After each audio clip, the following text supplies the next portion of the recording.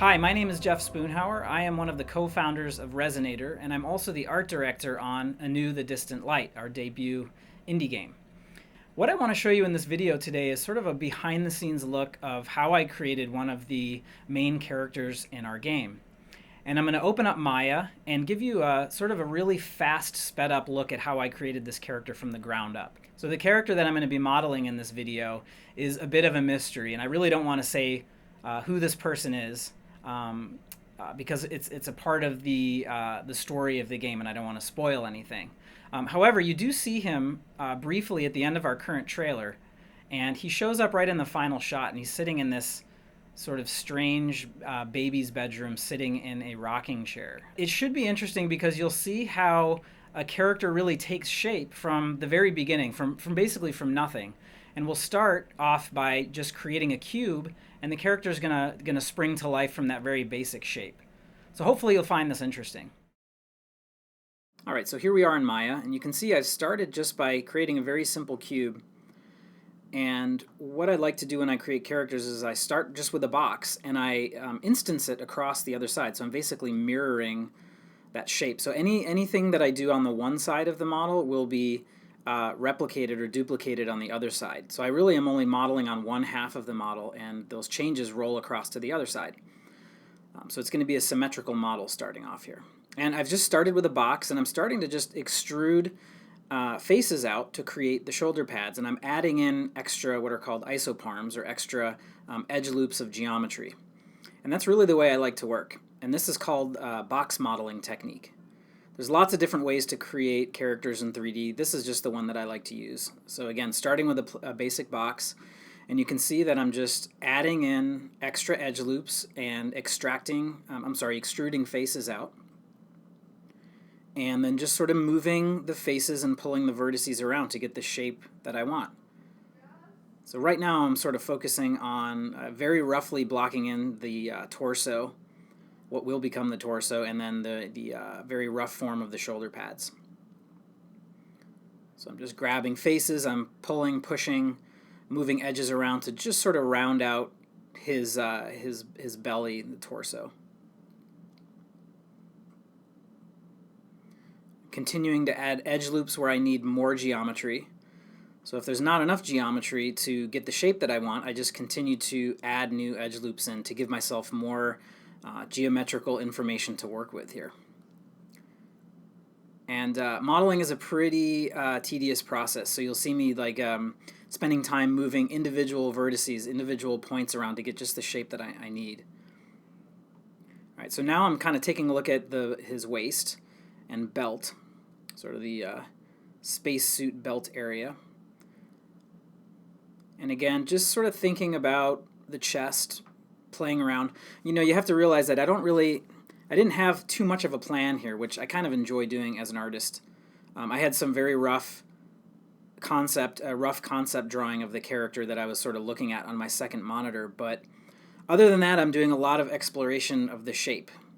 In other words, I don't really have a very detailed plan in place. I'm just sort of building the character as I go, looking, spinning around the geometry and kind of thinking, you know, does that look right? What needs to be moved around and tweaked? So it's very much a process of exploration for me when I'm modeling in Maya.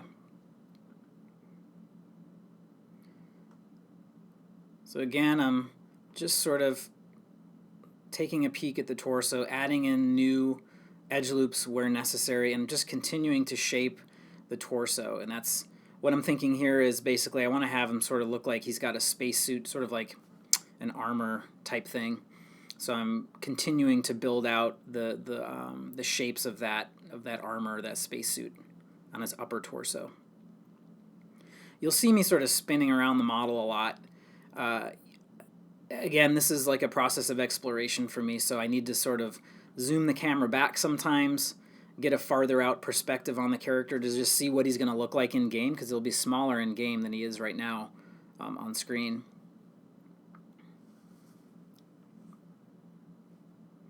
So like right there, I just sort of pull back to see, does the shape hold up? Does the silhouette, does everything sort of look good at that farther out distance? So I'm always sort of moving in close to the model and then pulling back to keep that sort of holistic perspective on the shape of it as I'm working. So now I'm sort of going underneath the torso, and I'm starting to think a little bit about the geometry on the bottom. All right, so eventually I'm going to need to pull the legs out, so I want to make sure that I've got the right number of faces around the bottom. All right, again, working on that sort of waist and belt area. Adding some more edge loops in just to give a little bit more detail to the model here. Making sure that this sort of seam right there that runs along the mirroring of the geometry is always sort of staying flat. All right, you can see my edges sort of pulled apart there, so I'm making sure that all my edges are connected. All right, so that yellow and orange sort of selection is called soft select in Maya, and what that allows me to do is grab groups of vertices and sort of as this bulk shape scale them up and down or move them. So instead of pulling around individual vertices, I can grab them as a group and sort of smoothly deform and move them. So that's what I'm doing here, is just making some larger scale modifications to the model here. Okay, continuing to add more edge loops in to add more detail into the sort of the spacesuit armor. And again, just sort of flipping around from the top to the bottom. So what I'm doing now is I'm starting to get a little bit more serious about that bottom section of his torso. And I want to get myself prepped or prepared to pull the legs out. So I'm adding more edge loops, more geometry on the bottom. Looks like I changed my mind on the way that things were working out, and that's totally fine. When you're modeling, you make a lot of mistakes, and you realize that what you were doing maybe wasn't the right decision. So that's what I did. I just deleted my work and I went back and rebuilt some stuff to get it right. All right, so again, you'll notice like the way I work, I sort of flip around the model, so I won't concentrate on one particular tiny little spot for too long. So you can see I'm working on the chest plate here, and then a minute ago I was working on the legs underneath, getting ready to pull the legs out of his waist. So now what I'm doing is I'm basically cutting the geometry, I'm adding more edge loops, and I'm getting ready to extrude these faces to create sort of like the collar section of his torso. So this is where we're eventually going to be pulling his neck out. So I'm sort of spinning around the model, thinking about what my next move is going to be, adding some new edge loops, new geometry. What I like to describe this as framing out a section. So I'm basically creating a frame or a border of edges that I'm going to extrude out to create a new shape. And in this case, it'll be his neck and then moving into his head.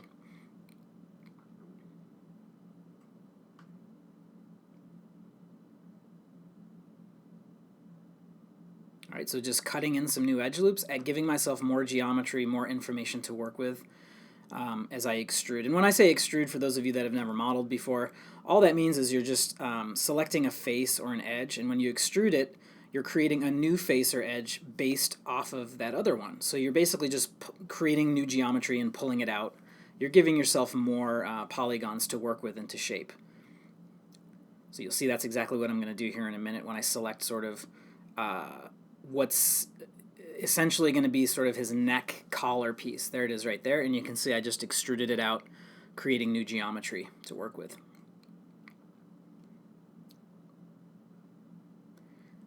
Now obviously this is really sped up. I think this is a 700% speed up, so I don't actually work this fast. I'd like to think I work pretty efficiently, but this is pretty fast. And the process of creating this model took several days. You know, it took a long time, and I didn't obviously want to create a 25-hour long video, so I wanted to just give you sort of a quick look at how a character comes together here. All right, again, so I'm just continuing to shape out the neck and collar, taking a look back again at that upper chest plate. Sometimes when I'm working on one section like the neck here, I'll notice on the corner of my eye that maybe the chest or another part of the model doesn't look the way I want, so I'll sort of step away and fix that up and then come back to what I was working on. All right, so now you can see I'm sort of essentially starting to build his neck, adding more geometry in. I'll add quite a few edge loops on the neck. You can see there's quite a few edges spanning around. And you need more, generally you need more edge loops and more geometry on those areas of a character that are going to bend. So for instance, a shoulder or a hip or a neck. He'll have his head will be bending back.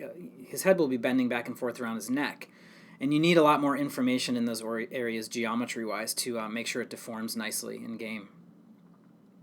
So there's the head stub. We'll call it sort of like a little nub. Doesn't look too good right now, but we'll get there.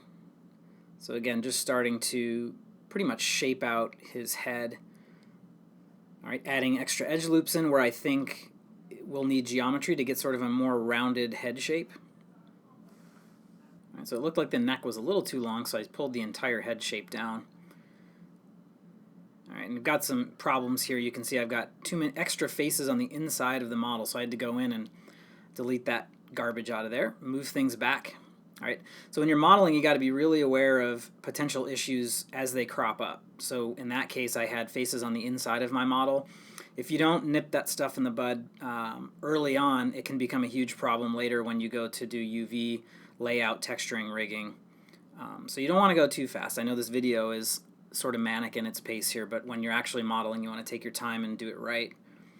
So you can see here what I'm doing now is starting to think about the mask, right? The shape of the mask on the helmet, and I'm again framing that shape out. You can see I'm creating sort of a circular frame that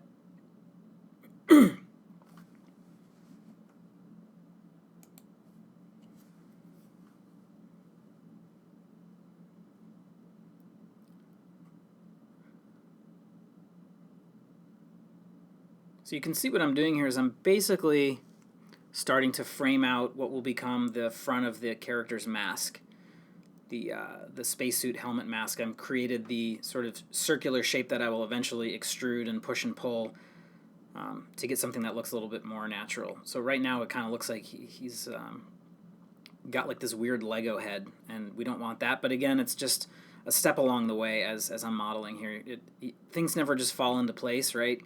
When you're creating any piece of art, it never just ends up looking awesome on your first try. It takes a lot of patience and dedication, really, perseverance to get it the way you see it in your mind. So what I'm eventually going to do here is delete the whole thing because it's really ugly. But again, I'm looking back, right? This video was recorded and I'm adding commentary to it now, and I'm sort of looking back on watching myself make these decisions, which in itself is sort of interesting.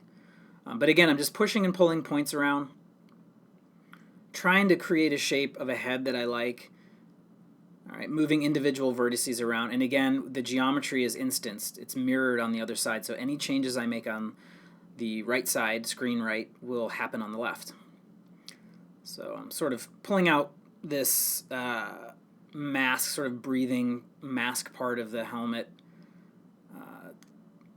thinking that might work. Sort of looks like a duckbill or something.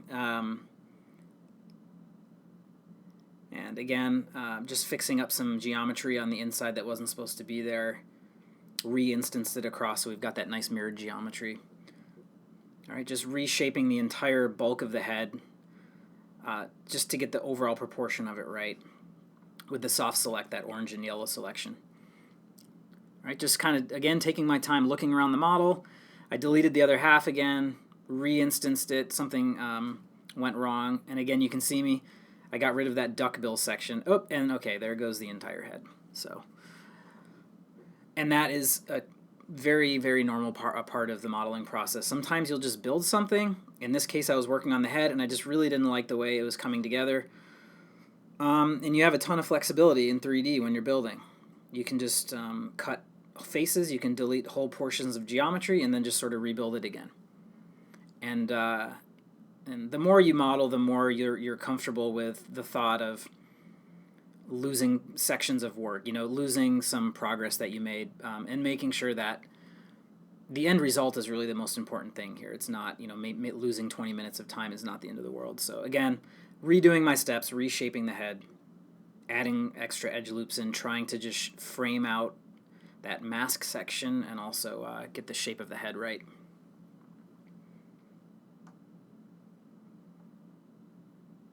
So just selecting individual verts vertices, scaling, making sure the shape of the head overall is coming into place. It's still sort of a nub, which is fine. So what I did right there is I moved all of those verts away from the body, and it just makes it easier for me to select what I want. So I'm basically just pulling the head out, again, making it easier to just grab vertices and not have to worry about accidentally grabbing the verts on the neck or the shoulders. And you'll see here in a second, I'll eventually move the head back down into place.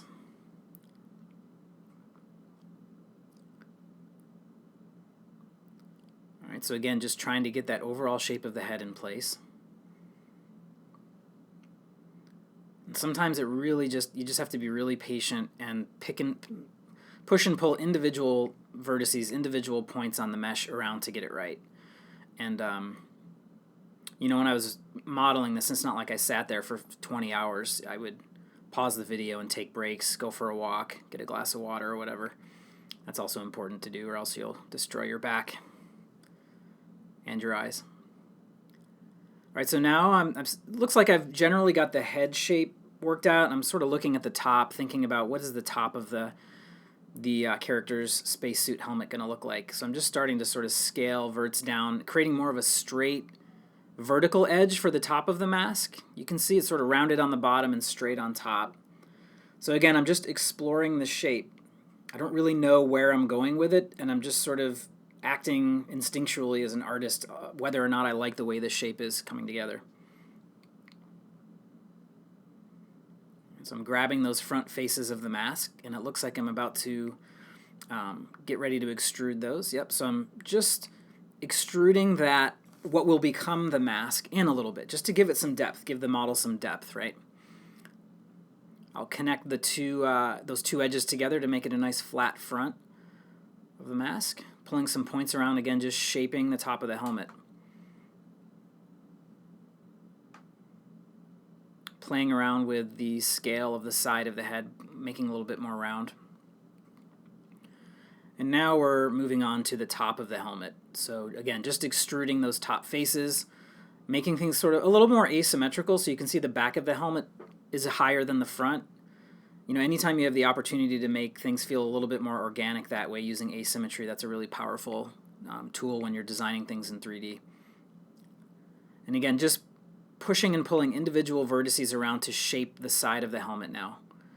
And that's just called flow, the flow of the geometry, right? You can see the wireframe. I like to work with what's called wireframe unshaded. So as I'm modeling the shaded view, I can also see the wireframe, which gives me a better idea of how my geometry is flowing, making sure all the quads, all right, so the four-sided polygons are all flowing nicely into one another. And when you get that really nice flow on a model, when you start rigging, setting up the skeleton and all the deformations, making sure the body parts move nicely, if you have a really nice natural flow to the edges, the edge loops and faces, the deformations on the body parts when they move are going to look a lot nicer in game, and you won't get janky points that pinch up on the shoulders and legs and stuff in the neck. Looking much better. I'm going to push and pull some more verts around to play with that shape of that mask in the front, giving it a more rounded look right now, which, you know, has a big impact on the way the character reads, sort of the personality. If you have like a straighter horizontal line on the top of the mask, it looks a little bit more hard-edged, a little bit more serious or menacing, I guess. And if it's rounded, it has a sort of a, in my mind, a friendlier look. So you can see I'm just experimenting with that shape. Made it a little less round on top. It's got a little bit more of a sort of rounded straight edge. So I ended up settling somewhere in between those two decisions on the top edge of the mask design there. All right, so again, adding a little bit more geometry, edge loops on the collar to give him a little bit more information so when he's bending his neck around it won't look weird in game. All right, so I've had enough with the head for now, and I was just thinking about the bottom. So we're returning to the lower section of the torso, starting to frame out the sections, the faces where the legs are going to get pulled out.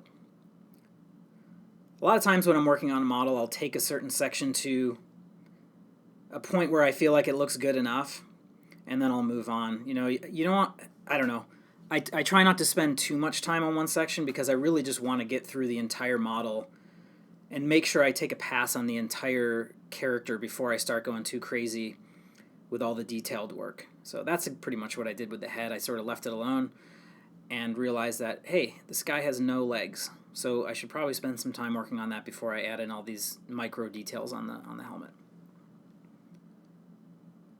So again, you can start to see sort of those hip sections. The faces are getting, I'm framing them out. I'm rounding out what will become the top of the thighs being extruded out.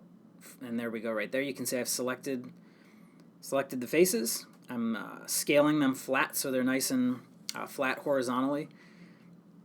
And again, before I pull the legs out, I just want to make sure that everything's looking good in sort of the rear end, his rear end section. And there we go. So there's the extrusion. I've pulled out more geometry from those faces, and I'm starting to shape out what will become the legs. So there's the top thighs, top of the thighs, and you can see there's a couple edge loops running around. Basically, where the leg meets the torso, we need those edge loops there, that extra information in the geometry to allow for the nice deformations and bending when he moves his legs up and down.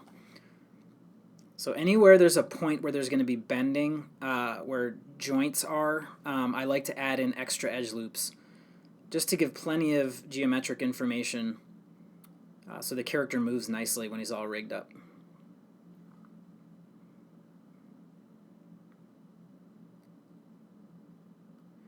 All right, pulling the legs apart, giving a little bit more room between the two sides of the legs. It makes it a little easier to work with.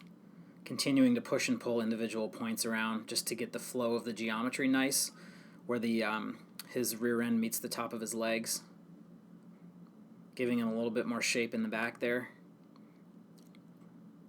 Again, it's a very tedious process. You know, you have to have a lot of patience, take a lot of breaks, which you're not seeing again here in the video is me stepping away. All right, so now I'm giving him sort of a bit of a sort of like little armor pieces on his legs, right? So he's got sort of a collar that wraps around the lower part of his upper thigh. So I've just extruded some extra faces out, adding extra edge loops in, moving the verts around to shape out that section of his leg. Now I'm basically extruding out his lower thigh, and then where all those edge loops are in the middle, that's where his knee's going to be. And there's a lot of bending, obviously, that happens at the knee. So you can see I've added a ton of geometry, ton of edge loops in that area. Because I'm thinking ahead when I create the rig, the skeleton, his knee bone is going to be right in the middle of that section of 4 edge loops. So again, just continuing to finesse the edges and verts, just shaping out his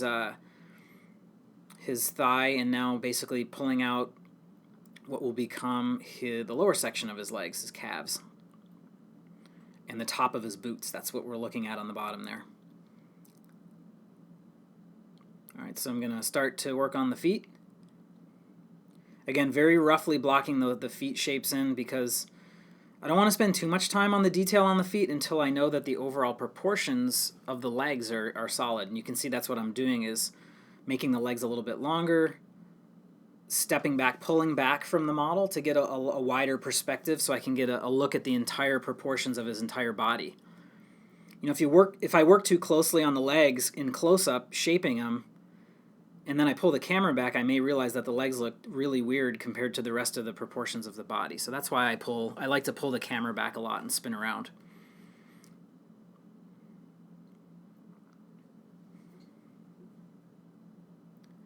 Again, just sort of taking a peek at the rear end. Now that the legs are there, it sort of changes the way that the rest of the lower part of the torso looks and feels, because now these parts are connected. So they all have to work nicely together. So there's a lot of back and forth shaping the geometry on the legs, the feet, and the waist. So now I'm starting to build out the feet. Again, just grabbing faces, extruding, pushing and pulling edges and vertices to frame out the shapes, and then just selecting more faces and extruding them out and downwards to create the shape of his boots, of his space boots, right? And I want to have sort of the feet to have sort of a heavy, bulky look. And you can see I'm just starting to shape these boots out, adding a couple edge loops where his foot will bend, sort of like where his toes meet his feet. You can see that's what I'm doing right there. giving plenty of geometric information so when his foot bends right there where there's a bone, the geometry won't get crunched up and it'll deform nicely. So just continuing to add more edge loops, pulling individual vertices around and edges, scaling the edges to make the feet look a little nicer. Right? Using that soft select tool to move groups of vertices to shape the calves out. All right, making his calves look a little more muscular, a little less skimpy. All right. So the legs and the feet are at a point where they're acceptable. And again, I'm just taking a peek around the rest of the body to make sure everything's working really nicely together. All the parts of the body proportionally feel good.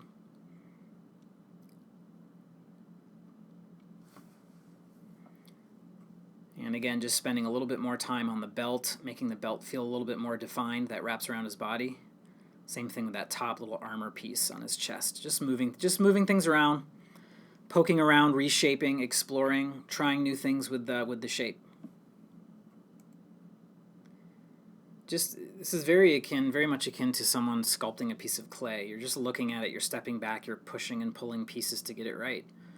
So what I'm doing now is I'm basically thinking about the arm. So I've got to get the geometry in a shaped in such a way that I can start to extrude out the pieces that will become the shoulders and the upper arm. So this is a tough region of a model because you get a lot of bending and deformations in this area. So it really has to be set up correctly, and a lot of time has to be spent in this region to make sure that you're setting yourself up for success. I want to apologize at this point because we had a bit of a problem with our screen recording software, and I wasn't able to record the process of modeling the arm and the hand. So that part is missing. I'm really sorry, but everything after that went pretty smoothly, so we'll get right back to the video. So the arm and the hands and the part of the backpack has been modeled, and again, sorry for the problem there with the screen recording software.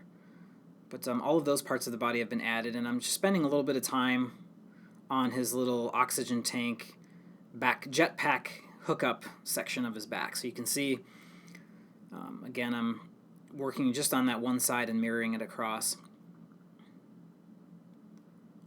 making sure that all of those verts and edges that run along the seam of his body are completely flat so it mirrors nicely across. The arm and the hand especially takes a long time to model, so there's a lot of pieces pulling out when you have to extrude the fingers and everything, so it takes a lot of time. So what you're seeing now is I've created a curve in Maya, and what I'm doing is I'm getting ready to extrude a circular curve along the other curve, and that's going to create that hose that connects the oxygen tank to his mask. So you can see I'm using the curve that I shaped with the circular curve, and it just creates a piece of geometry. And now I can, in real time, because what's called history is turned on in Maya, I can change the shape of that path curve, and the geometry will follow along. It's a really nice way of creating tubes and hairs and stuff like that in Maya. It's a real quick way to give you a nice, natural, organic-looking, curvy shape. Now, I don't want to have the hose just sort of jam into the side of his head, so what I'm doing is I'm extruding in a little side piece of the helmet that will accept the hose going in. So it's just sort of a little bit of detail, just to show that there's some sort of mechanical functionality on the helmet, like a little receptacle or hookup point from the helmet to the hose. So that's what I'm doing here. And I've remirrored the body across. Now there's going to be a piece of hookup geometry on the other side of the head, but there's no hose. So we'll want to go in and get rid of that piece of geometry here in a moment. But again, I'm happy with the hose, so I just noticed something was goofy on his lower part of his body, so I'm just going back, deciding to add in a little bit more detail on the belt. So I'm to the point now where I'm happy overall with the shape of the model, and now I'm going in and starting to detail out some more geometry on the model. Okay, and now you can see there's the player. All right, so that is the player mesh. And the reason why I brought him in is I want to make sure that this character is lining up well size-wise proportionally to the player character. All right, so I just sort of dropped him in there, the player mesh, as reference to make sure that my character that I'm creating here is the right size. And again, just using soft select to reshape that hose. And I know I want my new character to be a little bit larger than the player. All right, so what does that mean? You can draw your own conclusions. You play as a child in the game, so this character I'm modeling is bigger, potentially older. And now what I'm doing is I want to have like a little radio antenna coming out of the top of the character's helmet. So I'm just, again, extruding that face that was existing, reshaping the new geometry and continuing to select the faces, extruding, adding new edge loops in to shape out the antenna. And it's sort of stylized, so you can see it's sort of bendy. It's not the same width the whole way. It's got some, it sort of scales up and down.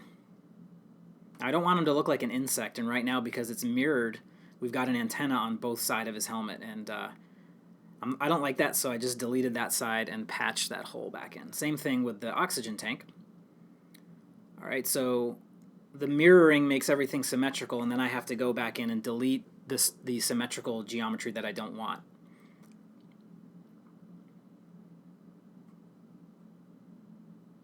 Taking a look, adding another edge loop around the neck, collar area. He's going to need a little bit more information there for when he moves around and deforms.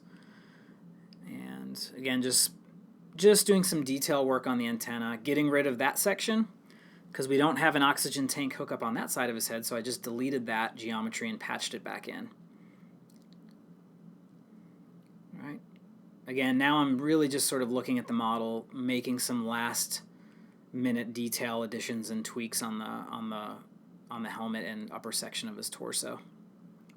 So lots of spinning around. Again, looking, making sure the player character and this new character look good together, size-wise.